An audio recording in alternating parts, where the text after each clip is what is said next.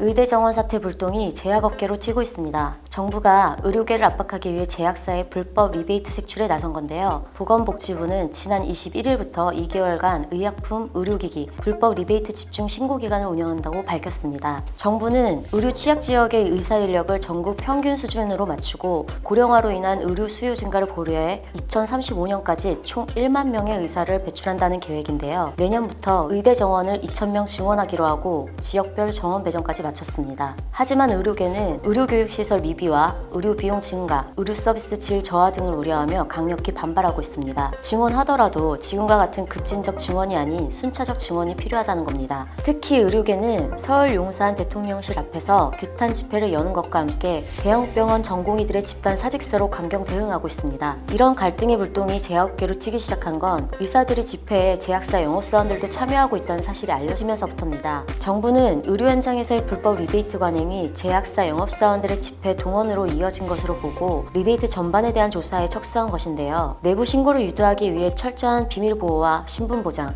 불이익 예방을 약속하고 있지만 리베이트 관행의 특성상 적발이 쉽지는 않아 보입니다. 제약업계는 내부 단속에도 들어갔는데요. 한국제약바이오협회는 최근 회원사들을 상대로 제약사 영업사원들의 집회 참여를 막아달라는 공문을 전달하기도 했습니다. 이번 사태와 직접적 이해관계가 없는 제약 영업사원들이 강압에 의해 불필요하게 집회에 참석해 피해를 입는 일이 발생하지 않도록 해야 한다는 겁니다. 제약계 관계자는 실제 참여한 직원들이 있는지는 파악하기 어렵다면서 제약사 입장에서는 정부나 의료계 어느 한쪽 편에 서기도 어려운 난감한 상황이라고 말했습니다.